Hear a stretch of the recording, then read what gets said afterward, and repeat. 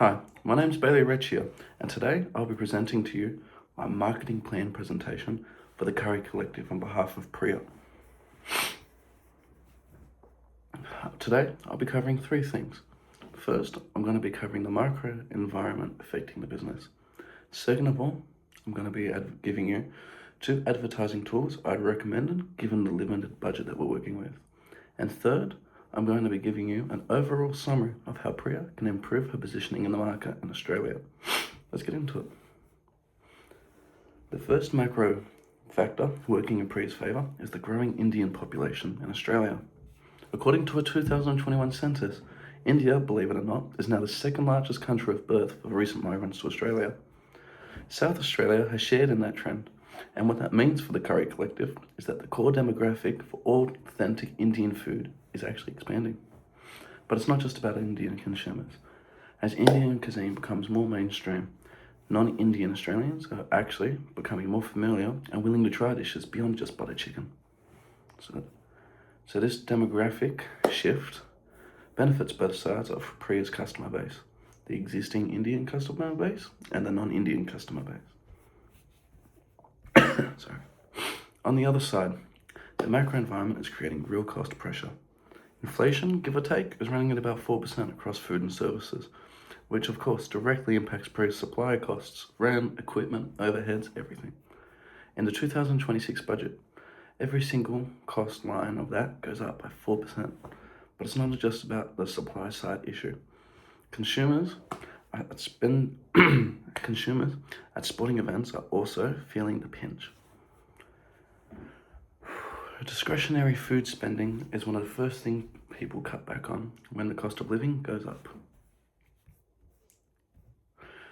Priya needs to make sure that any new products that she introduces, like mango lassi or jalebi, are priced as affordable and impulse purchases rather than the premium add-ons.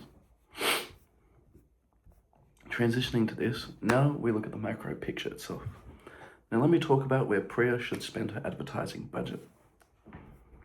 She's got $15,000 to work with, and she needs 2 advertising tools. Not much of a budget, with a lot of expectation, but we know how to manage this.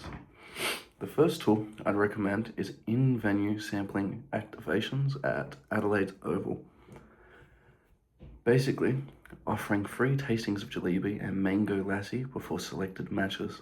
The reason why this is my topic is that we already have proof it works. Priya ran a jalebi trial at a Big Bash cricket match and got rave reviews from children and parents of all backgrounds. People were disappointed. They couldn't actually buy them. So the demand, it's validated. We just need to convert that trial into regular purchases. From a theory perspective, this builds what Sharp calls mental availability. You're putting the brand in front of a captive audience of tens of thousands at the exact moment they're making food purchase decisions. It's targeted without being narrow because everyone at the Oval is a potential customer. My recommendation of the $15,000 budget, I'd say about 66%, so $10,000.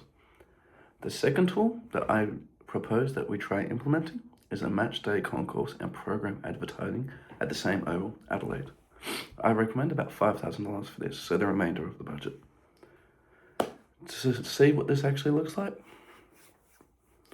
I'd say A-frame signs along the food concourse and placement in the digital match day program featuring the new menu items. The target fans right when they're deciding to eat. Ramanuik and Sharp talk about broad salience, which is about being noticed in buying situations. Right now, Priya has 0 signage compared to the competitors. The pizza truck has clear signs over here. The hot dog truck has electronic buzzers over there. Priya, she's left with nothing ultimately at the moment. That's where we come in. This fixes that. And it helps her build market-based assets like brand recognition and visibility. Sorry. Those are the 2 tools I strongly recommend Priya considers adopting based on her budget. Finally, I want to try and pull everything together and talk about how the Curry Collective can improve its overall marketing position.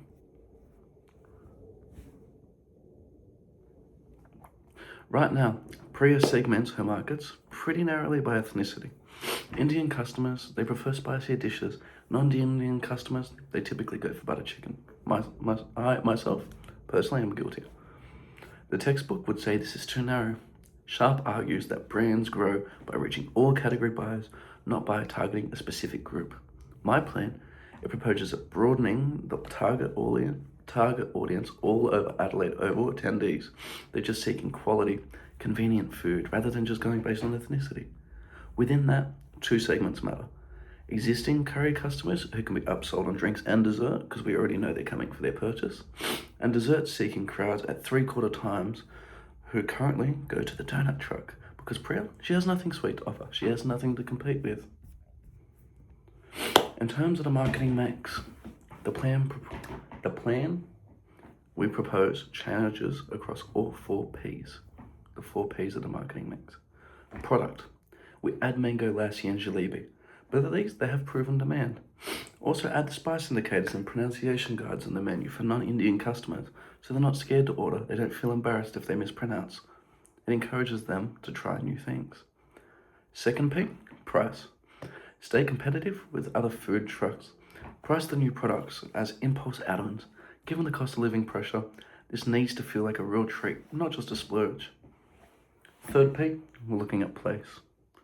Fix the ordering chaos. Install clear order here and pick up side menus like the pizza truck has. Hire a staff member if you have to, so Priya isn't burning out working every single shift alone by herself. That a year costs $19,200, give or take, based on my estimate that I found in my own marketing proposal for her. Next P, we're looking at promotion. The $15,000 goes to the 2 tools I just discussed: sampling, matchday signage. Plus, her son handles most of her social media at no additional cost. Amazing benefit to the company for Priya.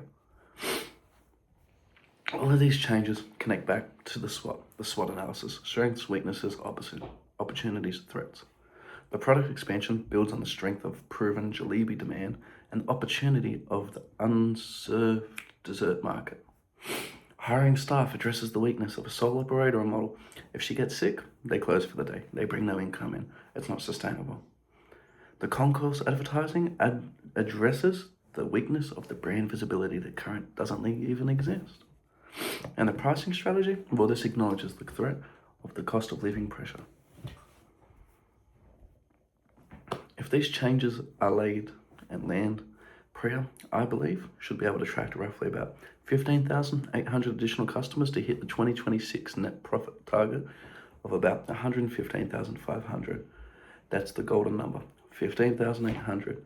If Priya can implement these changes, follow the instructions that we've come up with, and abides to all of these little changes, just tiny little tweaks into the business, statistically, we believe she will hit the net profit of $115,500, which will go a long way into reinvesting into the company to help it expand in the future. Thank you for your time.